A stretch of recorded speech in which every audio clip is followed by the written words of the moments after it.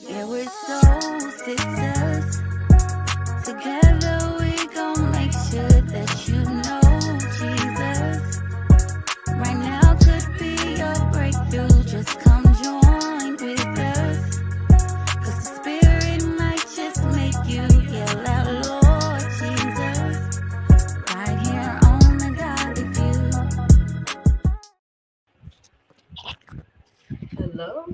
Hello, family. Hello, Godly View family. To our viewers and our beautiful hosts and our lovely. Listen, y'all, I get so excited when we come on here, y'all. Y'all just looking all lovely. Listen, the melanin be popping. All the look, Andrea hug glasses. Our guest the hug glasses. It's just Jessica. Look, we be doing our thing, sisters. We be doing our thing. But welcome all to all of our viewers and those who are going to be tuning in on tonight for an episode of The Godly View with your AKA hashtag Soul Sisters. We have another amazing show that we're going to be coming to you on tonight. Again, like I said, with our beautiful guests, we're going to get to introductions. But actually, let me go and kick that off. I'm going to introduce myself. I am Janee, the coach, Janee Lamb. I am out of the state of Florida. And I am, I'm a Mongol. I do a lot of different things. And I'm just excited, like I said, to always come onto this platform because this is something that has been, something that's near and dear to my heart. And so I enjoy coming on with my sisters. And I'm going to pass the ball to one of my other sisters to get themselves introduced. Hey everybody, it's your neighborhood therapist, Jessica Renee. I am out of Bowling Green, Kentucky. I'm a licensed therapist here. I'm a mom of one. And I'm excited. I'm always excited about the conversations we have because I think we have some great conversations. But today we're going to be talking about education, and there's just so much that we can just talk about with education. But I'm excited to get into it tonight and again, just have some great conversation with my sisters. I always enjoy the time that we spend on here having conversation. And I hope y'all do too. Listen, Linda, it is. I like to call this the Soul Sister Saturday. I don't know. We might have to, brand that some kind of way. But anyways, I'm super excited to be on. Like my sisters have said, like every time that we get on, it's just a joy. It is not like a burden. It's something that, kind of brings me like a little bit of self-care, having that time with our sisters that we had the girl chat. Plus we have a little godly view things and seeing things God's way, because that's the reason why we have this beautiful platform. I just want to thank James over and over again for allowing me to be a part of this. I am your purpose pusher, Andrea Purry, pushing you into purpose with prayer and affirmation, letting you know that God is the way. And when you find God, you find your purpose. Say that. Hey, I like that. I like that. Well, hello. I'm Persephone Sonia, aka Pastor Greer. I'm a wife, a mother, a wife to the Clifford William Greer II, in case you didn't know, and mother to the very active, very energetic, very, my God, Alonzo Eugene Greer, aka Gene on the scene. I'm a gospel songwriter and producer. I also do graphic design. I'm an author. I'd be doing a whole bunch of stuff, but my most important job is to be a wife to Clifford and to be a mother to Alonzo. And of course, my sisters at the Godly View are a very big part of my life. And I thank God for y'all. Excited to get into this discussion about education, because as a parent, even though Alonzo is only almost 8 months old, he's gonna be starting high school in like 2 minutes. So I need to definitely have. No, not 2 minutes. He act like he's ready. So very excited to have this very insightful conversation that's of course centered around the godly view of things. Yes. We got our sister Daisy on with us, y'all. Yes. Hey y'all, good night. I am Dacia Mitchell. Everyone probably knows me as Daisy. I am viewing you from Florida, and I am here just to support with my sister and my brother in Christ as an ambassador for Christ. And that's why I'm here. I'm excited to have our guest on tonight to dig into education and what it looks like today. So thank you for coming and thank you for joining us. Yeah. Yes. Listen, you know what's so beautiful? Everybody's always so humble because, to be honest, we are all so modest in our introductions because these are some powerhouse women, just amazing, simply amazing. And so, not to prolong, we want to give our lovely guest the opportunity to introduce yourself and don't go live on us because I know you got a lot up in you too. So, Yes. definitely, Marjolaine, introduce yourself to our viewing audience and let them know who you are, Yes. where you're from. Tell us about your book. Yes. Give us a little background. Well, I am Arjillian Gilmer, and I really appreciate you guys, you women, you ladies. I'm so used to saying guys because I am an educator. I am thankful that you all considered me and invited me to your conversation tonight. Um, I feel comfortable. I'm sitting in my chair at my desk, and when y'all started giving introductions, like I just wanted to put my feet up and sit crisscross applesauce and get comfortable because this feels good and I like it a lot. We love it. We love it. Yeah, as I said, I'm an educator. I am here in Arkansas. I've been in education since 2013. I am a Master of Education, and I am the lead educator and CEO of Gilmer's Learning Solutions. We provide academic support for K through 12 students and also work with professionals in order to help them with upward mobility. In addition to that, I am a newly published author. I've experienced some incredible things in life. It kind of like how the Bible says terrible, and it might be good and it might be bad. I've experienced a lot of those things in life, and the Lord did give me to use those experiences to craft a devotional for young women who are, they want to get over pain from the past. They don't want to be, hindered by fear of the future. And they're also trying to push through their present circumstances. And so instead of, thank you, Andrea. Instead of doing what a lot of people have asked me to do, which is just to write a book telling all about my life, I couldn't do that because that might not be your business. But what is your business is how the Lord has always been here, how he's always kept me, how he's always protected me, how he's always provided for me. And if he will do it for me, I'm not his favorite. He'll do it for all of his children. And so I am a newly published author, Message in the Memory. It's available on Amazon. I am the wife of Charles Gilmer Jr. Have to put a junior on it because I'm not talking about his daddy.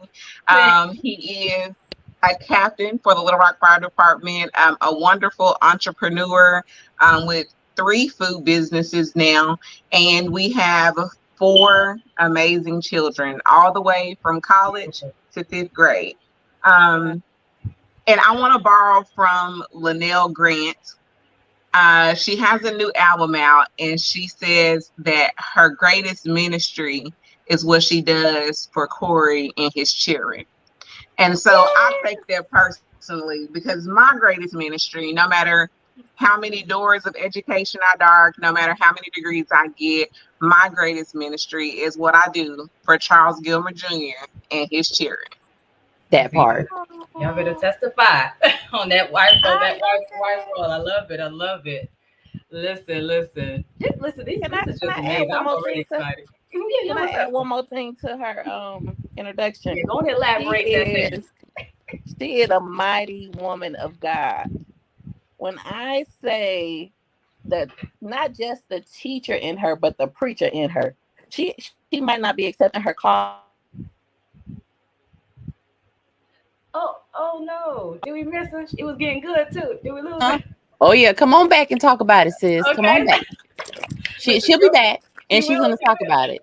And might I add, young lady, you do not look like you are old enough to have a child in college. When I say you black, don't crack. Well, it doesn't Congratulations. crack, but I can only be honest. I started early. I had my first son when I was 14. And so my first and second kids have a 10-year gap. I'm 35, but still, black don't crack. And if you take care of it, it'll shine as well.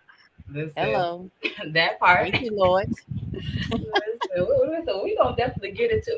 Oh man, I know our sister Daisy, y'all part and she having some technical difficulty. I was looking forward to hearing what she got to say. When she get back on, we gonna have her go back and spin a block on us and get back to what she was sharing about you, because I'm sure you did go easy on us, even though you shared some amazing things. So until our sister gets back to share her ad lib, we're actually going to get straight into it, because we like to kind of focus in when we have a guest on, because these episodes can go pretty long, because we like to really hone in on these conversations and so forth. And I know you did just share a bio or a little introduction about yourself or whatnot, but if you don't mind, before we delve too far into the questions, if you don't mind giving a little bit more backdrop on specifically how your company. Actually, hold on. Let's get our sis back in here. Andrea, you back? Listen, I got to remember to take my phone and put it on Do Not Disturb, because people be knocking me off. Okay, well, listen, we were excited to hear what you were saying. It was getting good when you got cut off. It was like, oh man. Okay, just real quick. I'm trying to be real fast.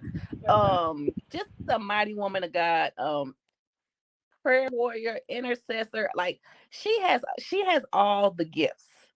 The fivefold ministry is within her. She is an amazing, amazing woman of God, and just a joy to be around. And I am so grateful for her teaching anointing and how God uses her to let her glory be revealed. And even in the places, not just with the children, but even with the adults and with the women and with the men. Like, she has a well-rounded ministry, and I am super excited to have her on. I was so happy when she said yes, and I'm going to be quiet now.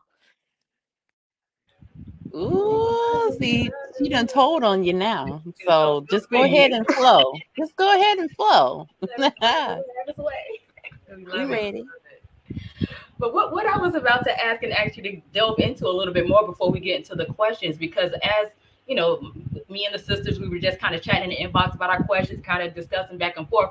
Your company is very intriguing and just what you do. And we were actually, ourselves even like, well, we're going to get a little bit more understanding on specifically what she does, because I know being in the education space, there's a wide range of what you can do. And I know you described yourself as an educator, and that can mean being an actual teacher in the classroom. That can mean a number of things. But if you don't mind, before we get into the questions, give a little bit more backdrop about your company and specifically what you do in the space of education. Oh, for sure. So Gilmer's Learning Solutions is an educational support service. Being in the classroom, I've always taught reading intervention, and that's a group of about 15. When they push it, and they will, you might get 20 students in reading intervention. And it's extremely hard, even in a classroom of 15 to 20, to give every student what he or she needs on his or her level. We can group, and grouping is great, but it's still a roundabout, grouping. It's not specifically tailored to each individual child. And so when I started Gilmer's Learning Solutions, after I didn't leave the classroom when I first started, but when I did, it was because the Lord really pushed me in this direction, because there are students who need that one-on-one or a smaller than small group support that is personalized to what they need. And even in a small group, let's say in school, the small group might be 6 people, but can you really hone in with 6 kids to 1 teacher? It's almost impossible. And so I just love being able to provide a service that is specifically tailored to what each child needs. It is personalized to the point where we start with a diagnostic assessment to see where their foundational gaps are. And we start wherever the first gap is. I don't care if you're in the 11th grade. If you missed a kindergarten skill, we're going to cover the kindergarten skill, and we're going to explain to you why we're starting here, so you'll understand the longevity of this. Like, you need the skills so that you can be successful in all areas of life. You know, you can only you can only compensate for so long. There's going to be a time where you're going to have to show what you know. And so we want to make sure we can build those skills. So we work 1-to-1 or 1-to-3 in order to personalize support. And it's really important, even more than that, because as we know now, people call on Jesus when they're in trouble, but they don't want you to talk about Jesus. And so in order to share my faith more freely, it required that I get out of the public school setting, so that I can share with God's people what he gives me to share with them, and not be bound by anybody's parameters because of the federal state dollars that they took. That is Ooh, yeah. Don't you Yes love and it? amen. Exactly. I love it. I love it. Kind of spot on though, you know, and just generally discussing, you know, our thoughts around what you did, and you know, just kind of where you're positioned in the industry. And first of all, I commend you tremendously for what you do. I was sharing with the sisters Thank in the you. chat. I was sharing with the sisters in the chat that I've seen that sort of a scenario play out firsthand with both of my nephews, because one of my nephews, which is 4, he's autism. He has autism, and he actually, thankful to God, he actually has a school that he attends in his, you know, his earlier childhood learning stages. That kind of sounds similar to what your services are, because it's very catered or tailored to his learning needs and styles and so forth. But then my older nephew, which is like 11 now, he just turned 12. I'm sorry, but he's like a little genius. If you let me tell the story, he'd be always working these little gadgets and doing the most, but he does not flourish in a standard school setting. And so they try to label him with a disability, a learning disability. And I'm like, ain't nothing wrong with that boy. That boy just as smart as, listen, he is not the average child. You know what I'm saying? I'm talking about as far as in his smarts. And so I'm like, he just has a different learning style that you all haven't accommodated. And so, you know, I wish there were more companies and more people doing things like what you do, you know, because it's like so needed. So I'm going to ask, I guess, the first question and get that out the way, and I'm going to pass the mic around, because we got questions we're going to get to. There's a lot of good questions we want to pull out of you, get our little nuggets while we can. So the first question for you is, let me pull that up. So seeing how you're working in the space of education, what would you say is the main struggle? If you had like a top struggle that you see or that you acknowledge or recognize, just with students, with the families that you work with or whatnot, what would you say that struggle is? And do you feel that whatever methods are presently established to address that issue, do you feel that are there standards, or do you feel that there's something that's in the educational system that needs to change in order to address what that struggle is? Whatever you're saying, you would say that your main struggle is that you identify? So I really would say that the main struggle I see in education as it relates to families and education goes with communication, and not just, you know, I send a folder home, you sign, and it really goes deeper than communication to the relationship between families and the school and students. And even though students are a part of families, they are intersectionally a part of school and family. So I say the relationship, because we see so many videos that somebody's child has recorded about negative behavior in the classroom. And anytime there is a disruption in education, if there's a disruption in the classroom, then students are prevented from learning. I cannot effectively teach a lesson if there is misbehavior. That's such a huge disruption. You know, we have to get campus security or SROs involved. Then we're hindering the learning of the whole group. And the reason this is top on my list in problems is because a lot of families are not parenting or guiding students in the way that we should. And I have to start with family because I'm sure most of us here learned how to control ourselves, how to behave ourselves in public, how to respect our elders. And that started with home. God did not implement a school first, God implemented family first. So, in order to have the right interaction, the right relationship between the school and the family and students so that all students can learn, we first have to start with our families and making sure that our families and our schools and students are on one accord, that, you know, there is shared respect, that everybody who is inside of the school feels safe, welcomed, loved, you know, that they feel that they can learn and flourish.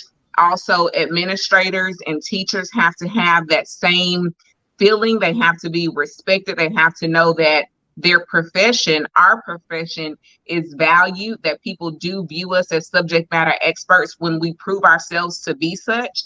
And if we can get that student, family, school relationship where it's supposed to be, then I think all of the other million problems would slowly start to fix themselves, if you will.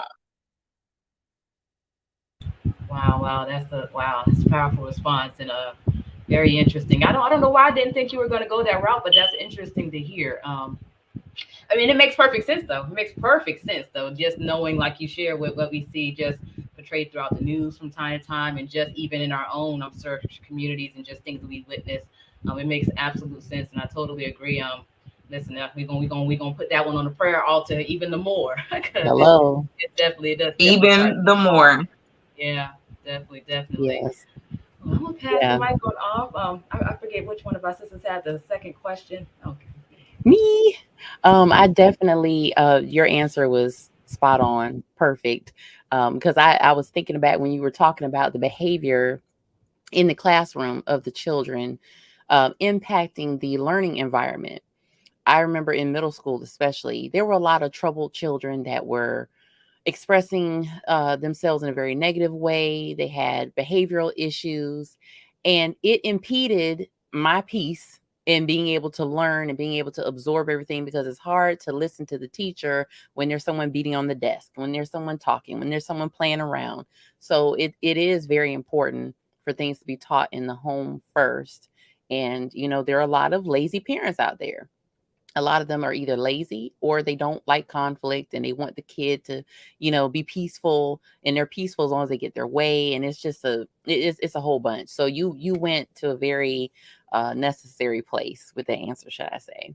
My question, well, my first of a few questions is, what are 3 things you'd suggest that parents do to prepare their children for formal education, like say ages 1 through 3, before they even go into preschool? What are some things that you would really want to drive home that parents should be doing?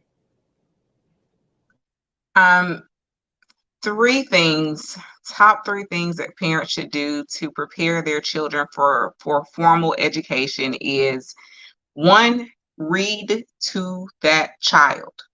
10 minutes a day. If they can sit longer, 15 minutes a day. Read to that child. And when you read to that child, enunciate correctly so that that child will understand what words are supposed to sound like. They will know the relationship between spoken word and printed text, so that it will help them when they are learning alphabet sounds and learning how to blend those sounds together to form words. It'll help them with spelling when they start to decode words and encode words. Read to them. Enunciate correctly when you read to them. That's top of my list. I've had so many students spell words wrong, and it's because we pronounce them wrong. We say them wrong, and they'll even say, well, that's not what my mama say. And I hate to be the one to tell you, but baby, your mama is wrong. Okay. So yes, let's do it correctly. And you don't have to, it doesn't have to be hard. I mean, you could be reading a magazine. Of course, I hope it's, age appropriate or context appropriate, but you can read a magazine. You can read signs as you pass down the street when you're at Walmart. There are so many opportunities to read to our children. Another thing I would say, I actually had a friend ask me earlier this week, what do I need to do to get my 8-month-old ready? And I'm like, okay, he's not going to school anytime soon. But what you can do is show him flashcards and make sure he knows that each letter represents a certain sound. There's a certain sound, and say it correctly, because B does not say buh, it says B. So let's go ahead and, let's do that correctly, because that's going to help. Another thing I would say is, and I think this is 2 or 1.5, I'll call it 2. Another thing we can do as parents, is teach our children discipline, and not like punishing discipline. Discipline is training.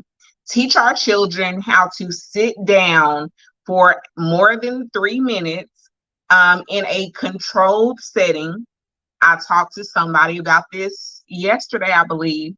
If we brought our children to church like we used to, that's a good training ground for sitting down, shutting your mouth for an hour and a half. So they'll be prepared when they get to school and they know how to sit down and listen. It wouldn't be so hard when they have that structure when they go into school and it's expected. Kids start pre-K and they've never walked in a line a day in their life. They've never put a bubble in their mouth in all of their 3 years until they just came into pre-K, and they don't know how to do that. It's not that they're being bad. They don't know how to do that. Okay. So teach them some structure before they even get to pre-K. It's necessary. And then a third thing I would say that families can do to help their kids prepare for school is teach them that they can't have their way.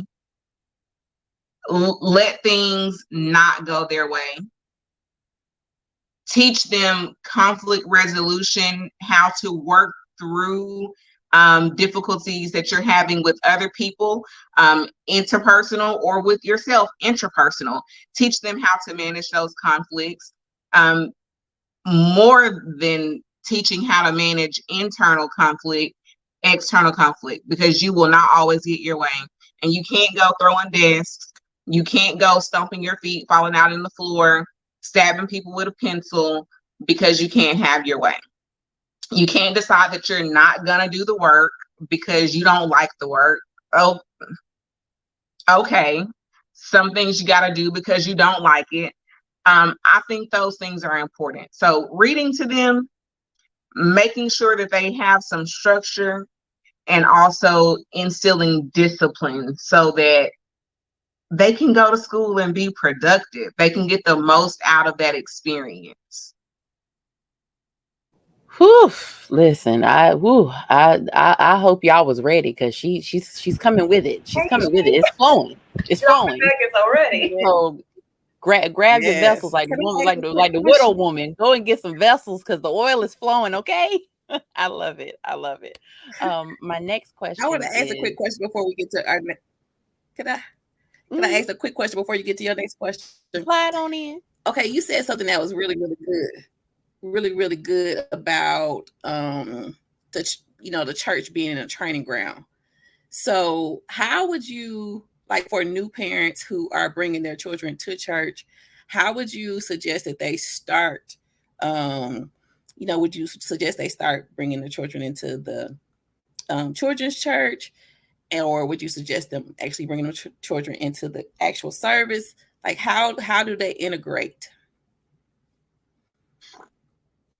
Okay, so, I know a lot of churches opt for children's church because it makes for a more peaceful church service, a less interrupted church service.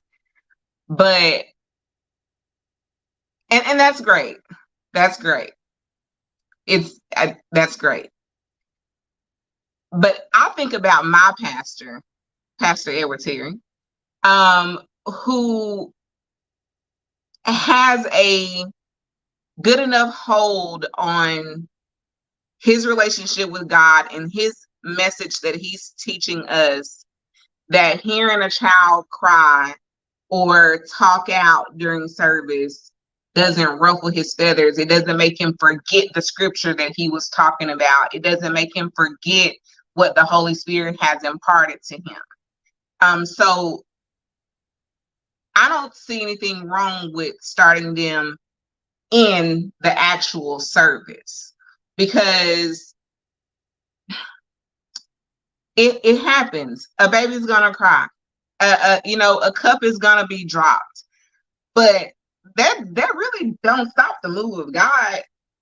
God ain't like, oh, wait a minute, I had to stop imparting to you because that baby crying just kind of messed me up. God, that ain't how God operates. And so I don't think there should be a problem with babies coming into church, so that they can learn.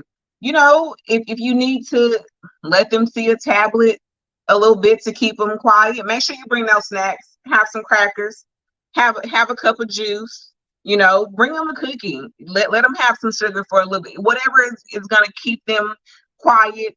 And even, telling them, shh, we have to be quiet right now. That's training them, because it's necessary. They can't get that in children's church, because children's church is tailored for them to be themselves, to have fun. Yeah, you might have to listen to the lesson real quick, but you're going to have plenty of time to get up and play around. Children's church isn't tailored for teaching that kind of structure. Bring those babies in the sanctuary. Yes. And I just want to if you can, just add to make, new moms feel more comfortable, because I think sometimes they, had that discomfort, or they had that, what if my baby cried too much? Like, it's okay.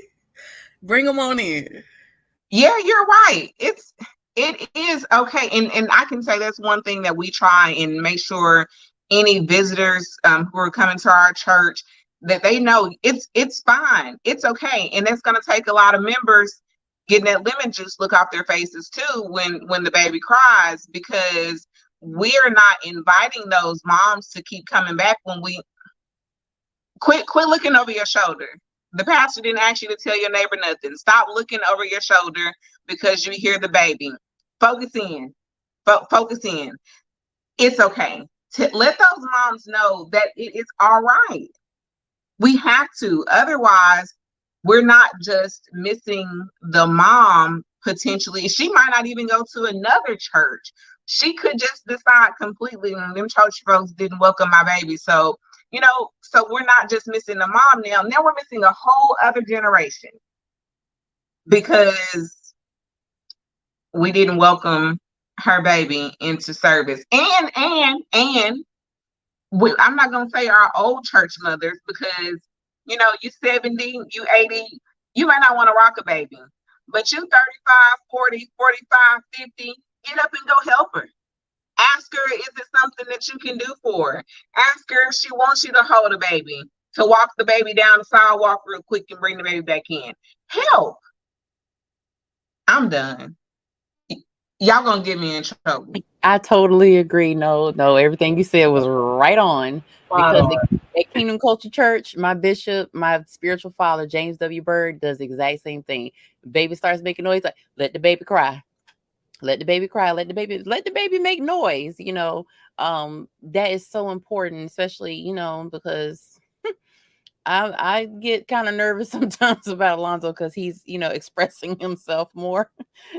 So yes, it does help to not get the the look, because most people have been around babies at some point in time, and you can't stop your life because you have a child, and you definitely don't want to stop your spiritual journey because you have a child. So that's spot on. Very important. Thank you.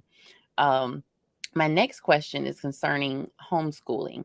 What are your thoughts on homeschooling, and have you noticed any differences between those that go right into formal education or those that might have started out in homeschooling and then they transition into formal education? Yeah, so I'm not opposed to homeschooling at all. I know some people feel like, if you're an educator, you taught in public school, you should be for public education. Especially in Arkansas now, we have this bill, the LEARNS Act, where it's actually taking those tax dollars with the child wherever the child goes. So, I live in Mayflower, but if my kid goes to school in Little Rock, then those tax dollars are going to follow. If I choose to put my children in a private school, then those tax dollars will follow. If I choose to homeschool, there's even a provision for me to get those tax dollars because I'm schooling my children. So because of the money issue, a lot of people think, okay, we shouldn't support homeschool. But there's a place for homeschool because not all children thrive in a classroom of 28 plus students. Sometimes there are particular values and lessons that we want to impart to our children without having to correct what they've seen or what they've heard in a public school or private school setting, because private schools have their problems too. So there is a place for homeschooling. I'm not opposed to it at all. I think you have to know your child. You have to know what your child needs, especially as far as education and socialization. If you homeschool, you can hire me to come help you homeschool, and you can get a licensed educator to teach professionally, for you. But I can't provide the socialization that your child might need. And I see that particular thing a lot, where students who have been homeschooled struggle with socialization. They struggle with how to interact with their peers. Either they are completely closed off, or they overly share, or they're overly playful. They don't know how to take turns, so I really think there's a fine demarcation there. You have to know your child and what your child needs before you decide that I'm gonna homeschool. Like one of my little children would do great homeschooling. The other one, she would probably want to do bodily harm if we made her stay home and she didn't get that socialization that she loves. So you really you got to know your kids. As far as kids transitioning, go ahead, Andrea. You said something earlier about the church being a place for discipline, but the church can also be the place where they can learn socialization too as well. Yes, it can.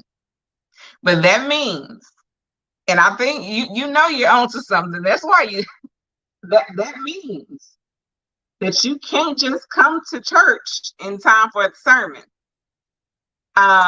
That means that you have to have your kids there on Wednesday. You have to have your kids there on time on Sunday so they can get the full children's church experience or children's Sunday school experience, so they can get that socialization, because they can't play in the sanctuary while the pastor's preaching. That's not the place for that. They can't be talking to each other then. So that means you got to be there for more than 30-45 minutes to hear the sermon on Sunday.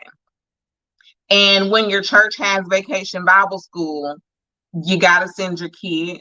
If your church does a movie night or a study session over scriptures, like our kids do sermon notes where they have to write down stuff from the message and they write down questions that they have.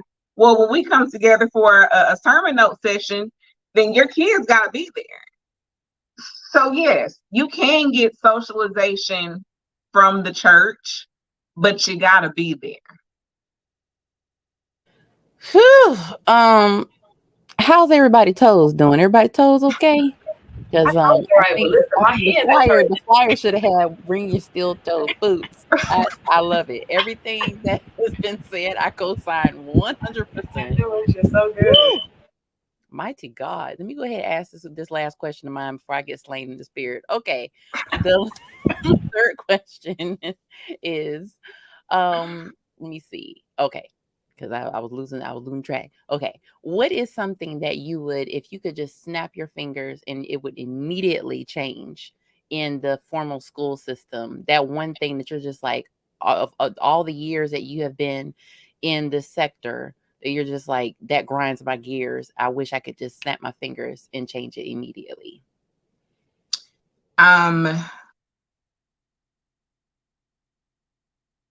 I've already been on my soapbox about relationships between parents, family, and the schools. So if there was something immediate that I could change, I would make sure that vetted, highly effective teachers are able to do their highly effective jobs with autonomy, as long as they are within the standards that your state has aligned. Quit hovering over teachers, trying to dictate what they can and cannot teach. Stop taking cues from lobbyists, from political action committees who have money, throwing it at school board members and legislatures. Stop all that. Let highly effective teachers teach so that these kids can learn. Powerful and necessary. Yes. Yeah, go on and drop the mic. Yes. Yeah. All great information. There's a couple times I wanted to interject to say something, but I was like, no, let me be quiet. Let me be quiet. So I have the next question. Again, well, I want to go back and kind of, I guess, make a statement about what you said at the beginning about what your organization does. I think that's so awesome that you start where that gap starts. I worked with a lot of foster care children over the years, and even in my education growing up, I grew up with a mother who's bipolar, and so when she was having episodes, I'm not good at math, but in talking to my grandma, a lot of the things that I missed in those formative years with math were periods of time where my mom was dealing with something. And so like you said, the focus, if there's something going on, the kid can't focus. So I missed those foundational points of certain things with math that it's hard, certain aspects of math are hard for me now, which is why my daughter didn't ask me help her with the math homework, So we laugh about it, but for me growing up, it was hard. But I see, even just working with foster care youth, them moving home so much, they're missing those foundational pieces, right? And I see so many kids give up in school or, feel like they just can't make it, but it's because a lot of some of those things that they're trying to work on, they miss the foundational pieces. And so I think it's very awesome that you guys start where it's needed, because it's so necessary. And so, so I applaud you for that. So that was my little spiel there. But my question is, you're welcome. What aspects of being an educator did you initially take on that you didn't foresee, like one of those moments like, this ain't part of my job description? What has there been anything you took on as an educator that you didn't foresee being a part of your job description? Well, first of all, the whole career. I'll tell you, I never wanted to be an educator. I did not want to be a teacher. My mom was a teacher. She's retired now. She taught for over 30 years. I'm 35. I think she taught for like 31 years. And she was great at being a teacher. Not so great at mothering, but she was a great teacher. And for that reason, I never wanted to be a teacher, because I used to wonder, how can you be so good with these other people's kids? How can you show up for them day in, day out, on time, crafting some of the best engaging lessons? How can you do that for somebody else's kid and me and my brother over here with our dads? Like, make it make sense. So the whole career, that's first. But after I stopped being disobedient and did what the Lord told me to do, one thing that I never thought I would do in those other duties as assigned, one thing I never thought I would do is to have to help students with their hygiene, in as much as doing hair. Now, I've always been a teacher who, I got a drawer, you got your deodorant, you got your soap, you got a toothbrush, toothpaste. I got all this stuff for you. Don't ask me for it. We're not going to talk about it. You just go and you get what you need and let me know that you're going to the bathroom. Because we're not going to talk about it. It's nobody's business. But I remember having one student, and then I've had to do this more than once, but it started with one student. You can't have bonnets on at school. You're not supposed to. It's a little lax now, but you can't have bonnets on at school. You need to have your hoods off in the classroom. And there was one girl who would come to school and she wanted to keep her hood on, but she couldn't.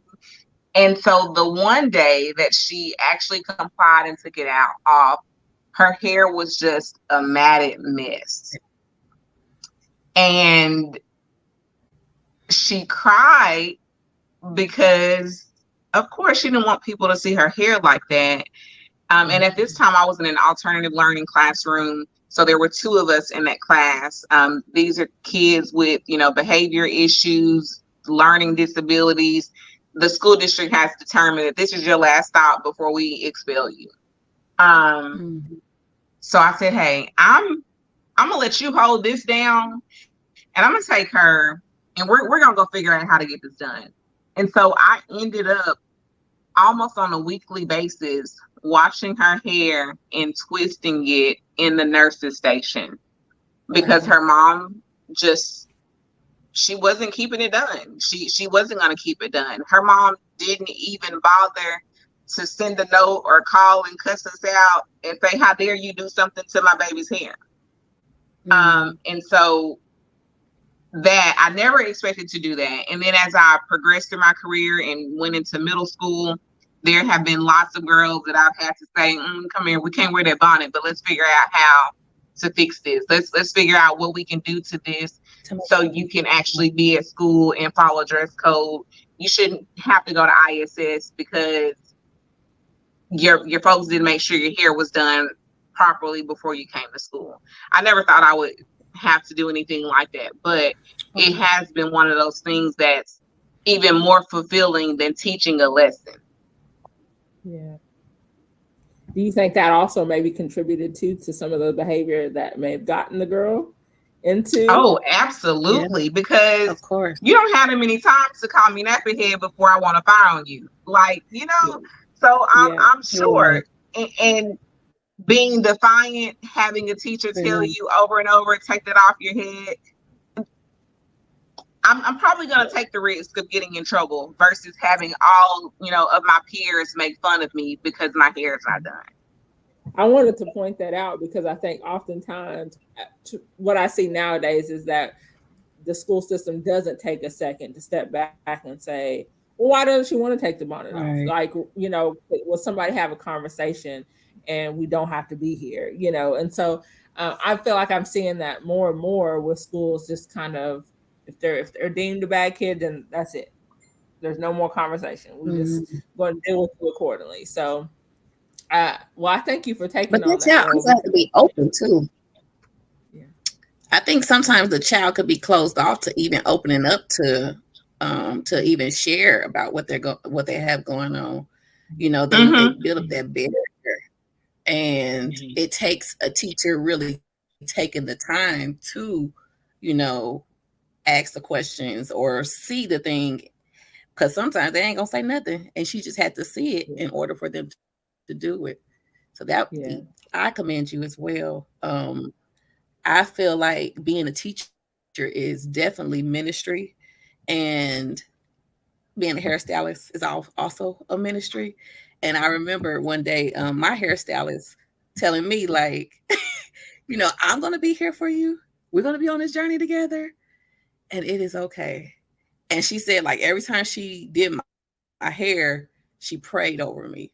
And I literally see the ministry of a teacher in that same kind of aspect, where, you know, you're not going to always be able to have that open door in the public school system, but baby, in that one-on-one time, I just imagine, and I was kind of like a little tearful just hearing you talk about it, because so many times I think that things that I have seen going into certain school districts, that has been like the number one thing with, as far as the hygiene and the hair.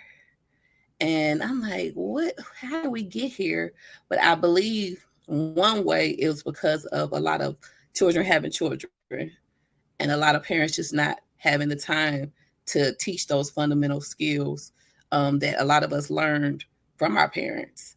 And now it's kind of like being left up to the teacher to do those parental jobs. Yeah, you're right. A lot of, and Dacia, I see you. A lot of children having children. And I'm thankful when I had my son, even though I was 14, I didn't really get it as much then as I did once I, you know, came into my early 20s, and even more now. But my dad told me that's your son. And although, I mean, the way that I got him is a story all in itself, but it was still my son. And I had to parent him. And I'm thankful for that, because it taught me how to mother. It taught me that my son comes first. It taught me that taking care of him is going to be the most paramount thing that I do, no matter what else I have to miss out on. Everything else had to come after him. Besides my education, I was still able to go to school, you know, but everything else had to come after him. And a lot of parents don't have that. Unfortunately, it's been lost in translation somewhere. Their mothers maybe didn't mother that way, or fathers didn't father that way. And nowadays, grandparents are not grandparenting the way that they used to grandparent. So it's gotten lost. And for that reason, our young girls, our African American girls, are disproportionately disciplined in schools, and there has to be a reason behind it. There are not many people who are saying, okay, let's peel this onion and see why she has the attitude. Let's peel this onion and see why she doesn't want to go to this class. You know, it's not happening a lot. And one thing I've always told my students, and a lot of them think I'm lying the first time they hear it until they actually see it, is that they are more important than being a student.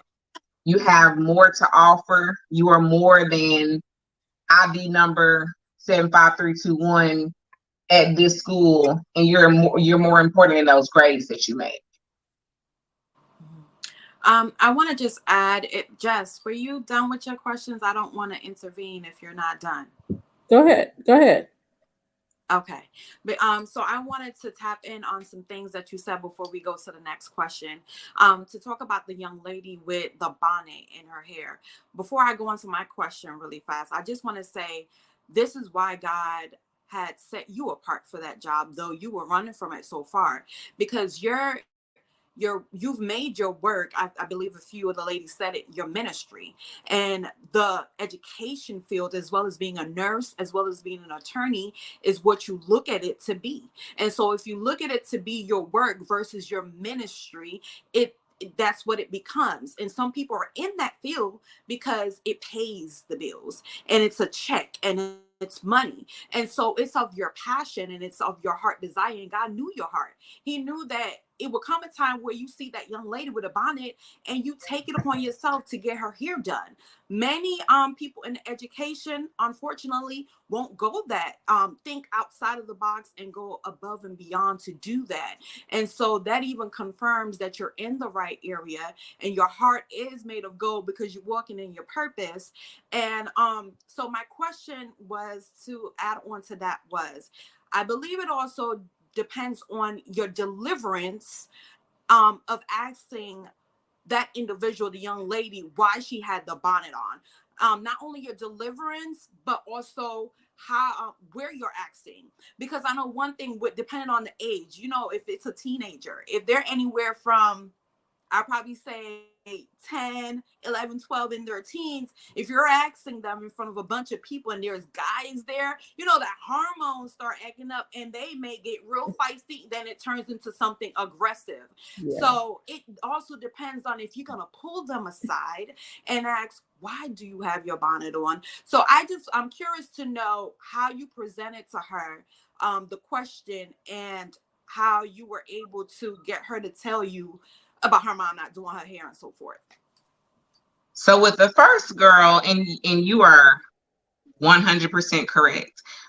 With the first girl, this is when she was in 4th grade and she had already been held back a year. So she was 11 in 4th grade, which that's layers on layers already.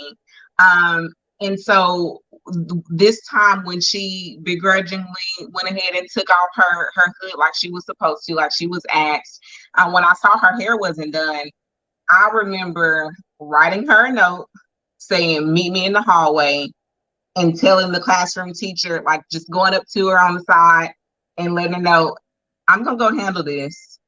I'll be back. Just slide you a little note. Meet me outside. Because it is nobody else's business what's going on here. All they're gonna know is that when you finally show up for lunch, when we get done, is that your hair got done. That's none of their business. And then with middle schoolers, especially 8th graders, they just hit 14 or they're about to turn 14. I've had those, and I'll wait until the hallway is cleared. Most of the time it's during transition because that's when most teachers see them and they're hollering, take it off your head. You can't get that bonnet off. You can't have it on your head. So instead of me hollering at you while the rest of them are hollering at you, I'm calling campus security officer, say, hey, you come watch my class. My kids know what to do. You come holler at me real quick. And we're going to walk and we're going to talk about that. Girl, why you got that bonnet on your head? You know that's against the rules. Like, what's up? Why you got that bonnet on your head? And when they start, Miss Gilman, my hair, I get it. I do. So instead of you getting in trouble because you know these teachers gonna keep on telling you to take your bonnet off, then they're gonna send you to the office when you refuse to do it. Instead of going their route, let's just go ahead and holler at the principal now and let her know that we're about to figure out what we can do with this. Because we don't need to spend the rest of your day you being fussed at or end up, going to the principal's office and spending your day in ISS because you wouldn't take the bonnet off. Like, you really just have to be authentic. You genuinely do have to be concerned. It can't be I'm being nosy because I want to know why you don't have your hair. Like, you genuinely do have to be concerned. You got to be real with them. And they have to have seen that you're a real person who cares on a regular basis. You can't just start tomorrow and think that they're going to accept it tomorrow. You got to come that way and be that way consistently in order to get that kind of trust from them. Really, it's them trusting you.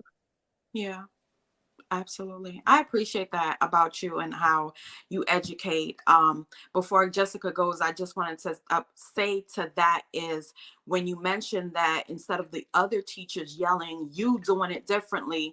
I think what came to my mind is, especially when they get in their teenage and they start understanding and they become more prideful and shameful, and that's what caused them to act out even more. And so with you doing it versus the teachers yelling, what I thought about is we don't want nobody yelling at us miles away saying you spelt that wrong, you this and that. And so at what point do we start treating our children how we want to be treated? You wouldn't want someone calling you out loud as a human being, as an adult. So, and you know, you get pullback when you do it in that format. So I can appreciate you doing it that way. You should definitely teach other adults how to be better teachers. Yes. So that'll bring me to my next question. I think that's true. You know, we have to understand that our kids, even though they're kids, they are still people, and they still have feelings, and they still don't want to do certain things. Like we don't want to have certain things done to us. So my next question is, what do you feel needs to be done to get more Black educators into the classroom and into the industry? I saw a study that, you know, the number of educators in the Black community is going down because they are, you know, people are going into schools and pulling them other directions, right? So what do you think needs to be done to get more Black educators into the classroom so kids can have that diversified experience? So there are a couple things. One thing I will say hits on the first question that I answered, and it's about the relationship. We have to make sure we are sending respectful, well-rounded children to school. Normally at the beginning of the year, and it's kind of a reverse psychology trick, when I send that first message to parents after the first day of school, and I've been a family and parent engagement facilitator for several years as well through school, in addition to, you know, my regular teaching. But when I send that first message, I'm thanking you for sending your best children to school. You only have your best children. So thank you for sending your best children to school. I'm not asking you to send them with the right attitudes. I'm not saying that, well, we noticed that, you know, we're having problems following instructions. No, thank you for sending your best children, because now you're going to be thinking about what makes my child the best child. And if you can't readily pull something, then you might start thinking, well, dang, I need to teach my child how to be the best child. So it's the children we send to school. And also, in order to get more, and I say that because if you are a self-assured Black person of color, really anybody, but I lean to our culture more because there are just some things that we're not going to take. Right. If I am a professional, I have taken out these loans to get this education. I go to all this professional development so that I can be top tier in this profession. Then there are some things that I'm not going to take. You're not going to be blatantly disrespectful to me without getting support from your parent or family and administration. And so a lot of us are leaving, and I always have to say, because people, you know, will assume that I left because, oh, these kids is getting too bad. No, I left because God had another direction for me to go in this. But That's right. A lot of us are leaving because I can go work corporate America and I might not get the summers off, but I don't have to deal with somebody's kid cussing me out and the parent does not have my back and administration says there's nothing they can do about it. And I'm be honest, to a certain extent, sometimes there's nothing that administration can do about it because the school district wants those tax dollars. They want that money off their kid. Right. So they want you to deal with it because they want the money. Education is a business. Yeah. So we would be more inclined to stay in those professions and in those positions if that piece were taken care of. We don't have a shortage of people of color with degrees. We go to school. We get degrees. We become subject matter expert in whatever our field is. That's not the issue. Right now, I'm a part of the New Teacher Project. It's just called TNTP now, but they have a coalition where we come together and we are trying to increase the number of diverse teachers in public schools. It's called the 1 Million Teachers of Color Project, or 1 Million Teachers of Color campaign. And we are working together to see how do we influence legislature, how do we influence educator prep programs, how do we influence these different spaces in education so that we can make it more accessible for people who have gone to school for education or even a non-traditional route to get licensure. It costs almost $200 for every praxis prep, for every praxis assessment that you have to take. A lot of us aren't good test takers. And if we know the history of standardized testing, it's not for us anyway. So how many $200 do you have to give away to get enough practice under your belt before you can pass this test? Because even the test prep materials aren't free. You got to pay for those test prep materials if you want the really good ones. So who has all that money to throw away? Even going into administration. I have my master's in education. I take my licensure assessment in August. When I went to pay for that, it cost $425.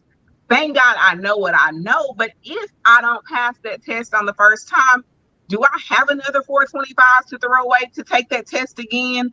You know, so there are a lot of barriers that are in place, that are put in place by our great legislators, because the structure of schools is that public schools are run by the governor.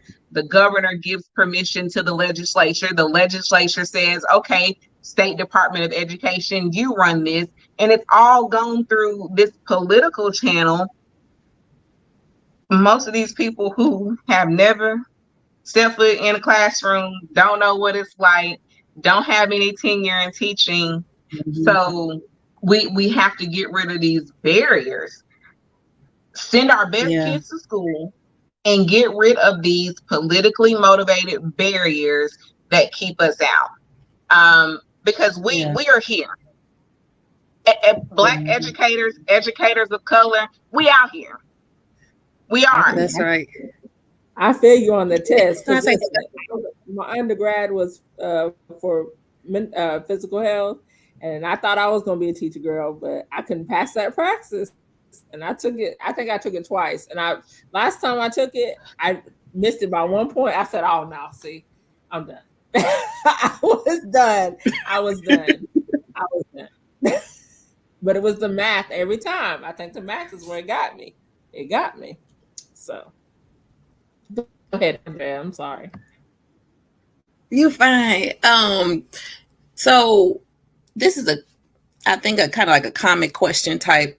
You were talking about how it was certain teachers who were yelling at the students and saying, you know, take the bonnet off.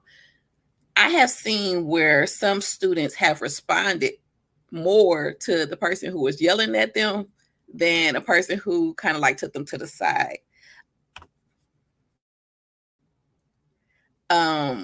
So do you feel like in some instances, some students, you know, that's how they respond to that, and that's why some teachers may do that? Or do you feel like it's just, I don't know, this is just a quick question. That is true. There are some students who respond to the yelling more than your nicety, your like, come here back, like, okay, there are some. But what's true in either situation is that before you can do that, you got to have a relationship with those kids. And even if it's a student you don't teach, you my friend's favorite teacher. My friend said, that it's lit in your class, that you teach them, but they get to be themselves. My friend, you gotta have some kind of rapport with them already, before you can pull them to the side nicely, or before you can yell at them and they listen to you. Some of them do respond the same way they are talked to at home. There are some that you have to say, I don't know what your problem is. Like, what in the world are you thinking? But you still can't do that in front of everybody, because you're not going to get the response that you're looking for. But there are some of them. You got to talk to them the way they're talked to at home. And because, unfortunately, it is a lot of times the student of color, whether they Black, Asian, Hispanic, a lot of times it is a student of color who, they display these disrespectful, attitudes, actions, as we would like to call them. You got to have somebody who knows what that kind of life is like, in order to be in order to effectively reach them. You can't talk to me like my mama if your mama hadn't talked to you like my mama talked to me, or if you don't talk to your kids the same way you talking to me. Like, sometimes they do need that. Sometimes it is what they want. It is what they respond to. But you still got to be genuine. You still got to be authentic with it. Oh yeah, sisters. I think that's. Ooh. Oh no, that's something that's really, really. This was good. Listen. Yeah. Good. I think that's something. I'm gonna ask one more question and I'll let you go. So I think Daisy and Andrea, I think y'all two both have another question. Y'all said. Yeah. Let me listen to. Let me look at that comment there too. Listen, Argelia, before they ask that question, listen. This definitely can use a part 2, because I do feel like there's a lot more in you that we probably haven't been able to address on tonight. But I know Andrea and Daisy both have a question before we kind of get things wrapped up here. Okay, I promise this is my last question. I'm not gonna say nothing else. Okay, so Jessica was talking about how in the formative years, how she still sometimes struggles with math. So in your program, would you be able to help like someone who is an adult, or are you just on just children or, certain age groups? Absolutely.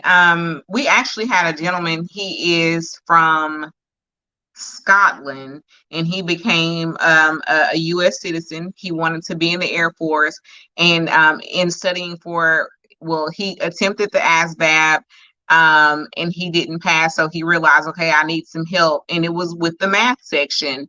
And we worked with him, diagnostic assessment. Let's see where you are. Let's work with you to fill those gaps. And when he finished with us, he took the ASVAB and he did pass. So we do work with adults as well. I'm thankful that God's given me enough wisdom to know that I can't do everything myself. So it's not me on this team by myself. I have 4 employees and 4 independent contractors who are currently working.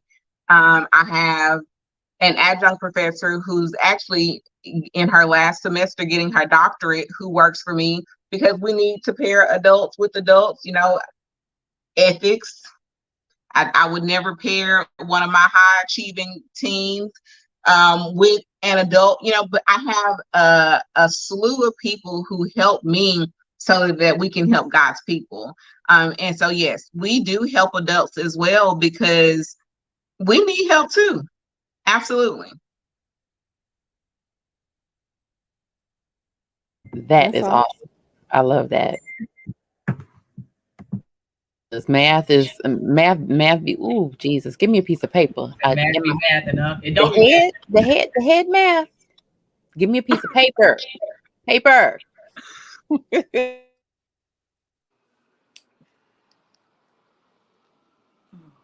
y'all hear me? Yes. Okay. It's a a little delay on my end. I think it's my phone.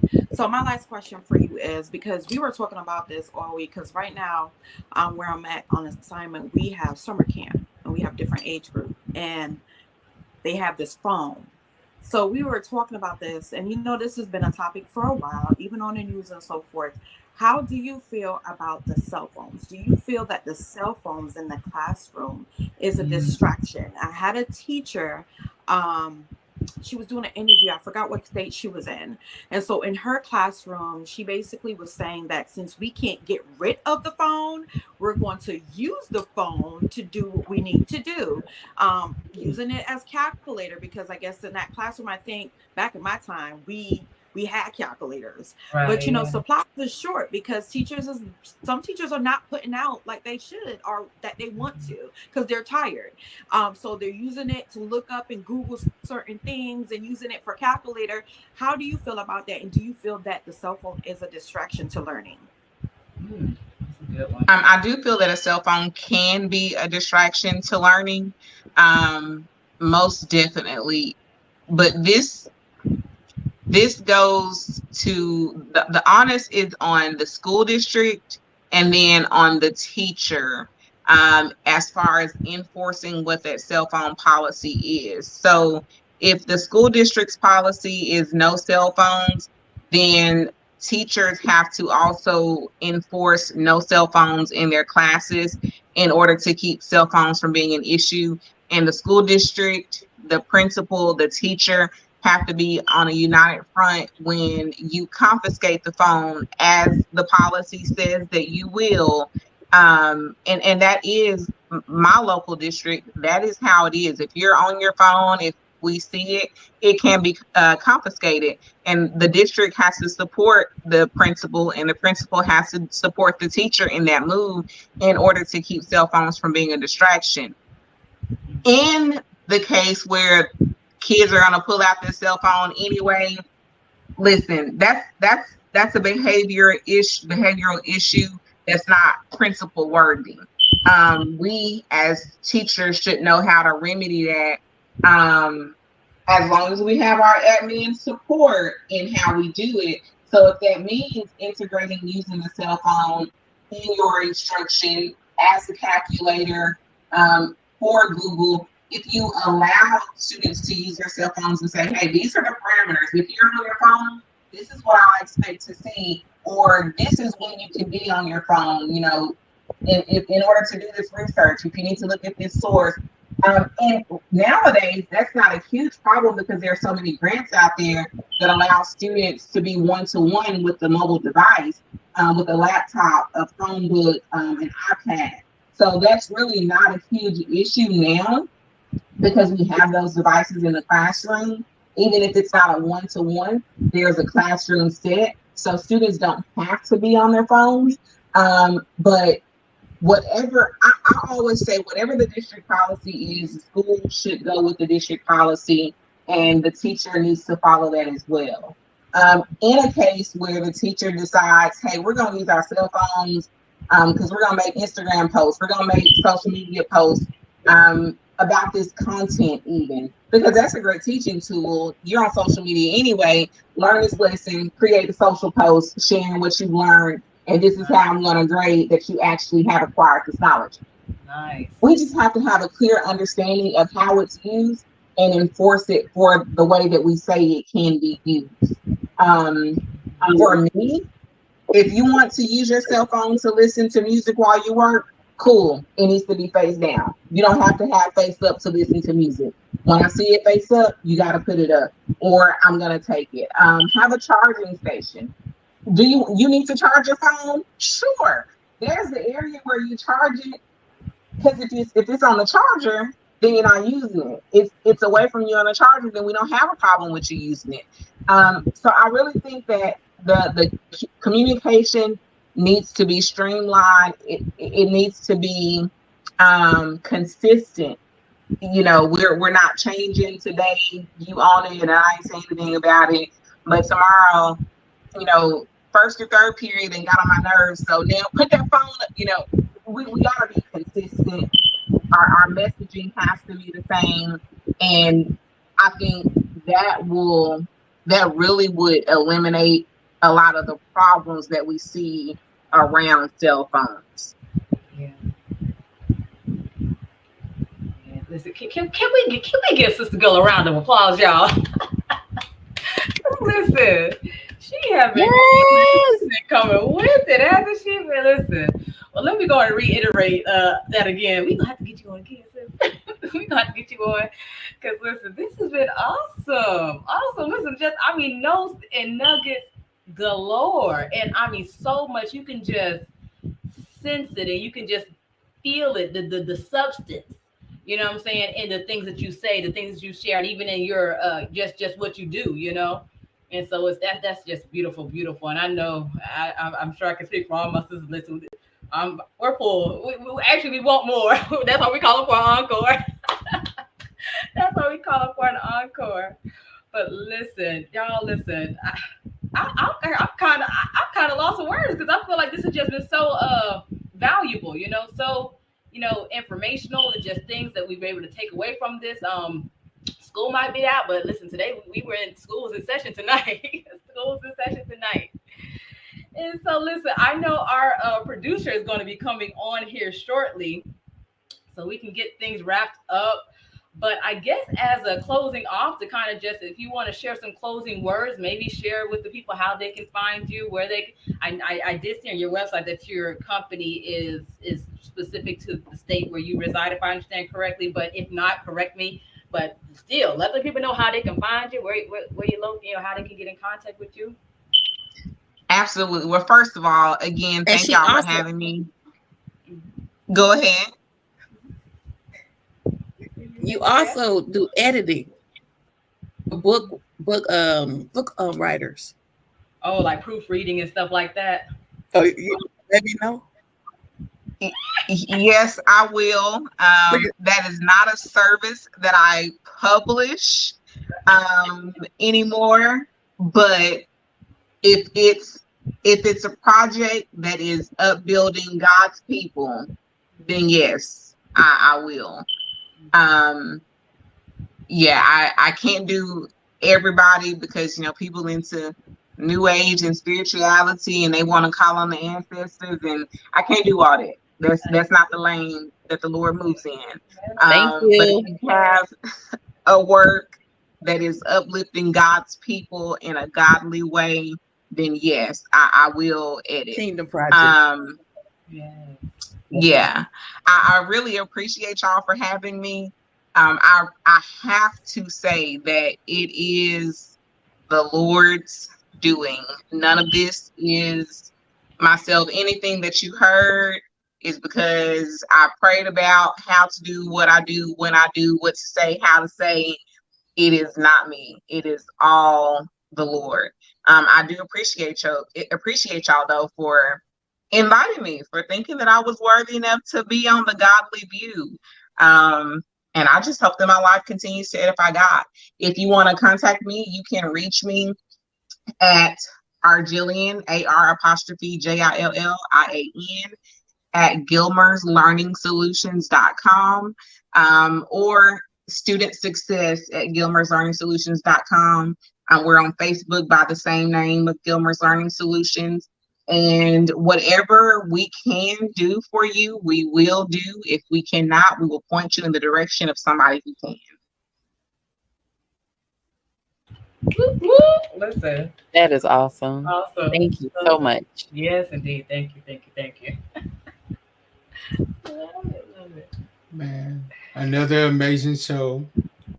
It was awesome from beginning to end.